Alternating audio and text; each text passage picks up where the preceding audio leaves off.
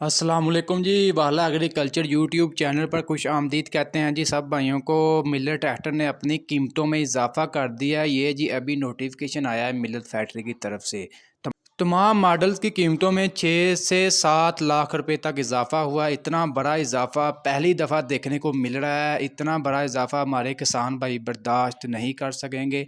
Miller tractor की कीमतों में पहले बेतहाशा इजाफा था, लेकिन मज़ीद इतना इजाफा जो है समझ से बाला तर। इतना इजाफा तो नहीं होना चाहिए था।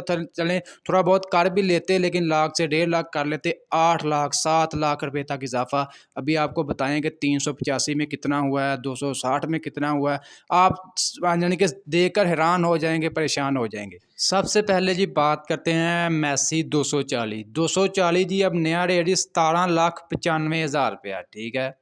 MF 260 60 HP है, 20,75,000 रुपया। 17,56,000 से डायरेक्ट जो है 20,75,000 रुपया। MF 260 SC स्पेशल एडिशन जो है 21,15,000 रुपया, ठीक है जी। MF 360 21,95,000 रुपया, 60 HP ये भी MF 360। MF 360 फोर व्हील जरा है, फोर व्हीलर 31,40,000 रुपया। इन्ना इजाफा बहुत मतलब इतना इजाफा मतलब सोचा नहीं जा सकता कि इतना इजाफा हो सकता है। MF 375 टू व्हील 27,66,000 रुपया, ठीक है जी। MF 375 फोर व्हील जरा जी 37,30,000 रुपया।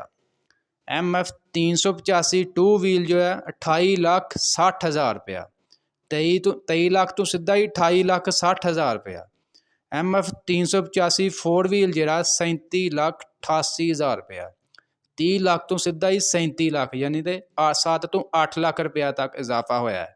बहुत जुल्म है जी, बहुत जुल्म है। इतना इन्ना इजाफा मतलब सोचा नहीं जा सकता कि इन्ना इजाफा हो सकता। बाकी जी अपडेट ਤੁਹਾਨੂੰ शेयर कर ਦਿੱਤੀ है। बहुत से भाई मतलब डिमांड करते भी ਇਹਦਾ ਵੀ ਰੇਟ ਵਗੈਰਾ ਦੱਸ ਦਿਆ ਕਰੋ, ਕੋਈ ਅਪਡੇਟ ਵਗੈਰਾ ਹੁੰਦੀ ਹੈ ਮਿਲਤ ਫੈਕਟਰੀ ਦੀ ਤਰਫ ਤੋਂ। ਦੋਸਤੋ ਹੁਣ ਜਿਹੜੀ ਵੀ ਮਤਲਬ ਬੁਕਿੰਗ ਵਗੈਰਾ ਹੋਏਗੀ ਆ ਨਵੀਆਂ ਰੇਟ ਲਿਸਟ ਹੈ ਇਹਦੇ ਮੁਤਾਬਕ ਹੋਏਗੀ। ਅੱਜ ਦੀ ਵੀਡੀਓ ਅੱਛੀ ਲੱਗੀ ਵੀਡੀਓ ਨੂੰ ਲਾਈਕ ਕਰ ਦਿਓ ਤੇ ਐਸੀ ਬਹੁਤ ਸੀ ਇਨਫੋਰਮੇਸ਼ਨ ਵੀਡੀਓ ਡੇਲੀ ਦੇਖਣ ਲਈ ਚੈਨਲ ਨੂੰ ਲਾਜ਼ਮੀ ਸਬਸਕ੍ਰਾਈਬ ਕਰੋ।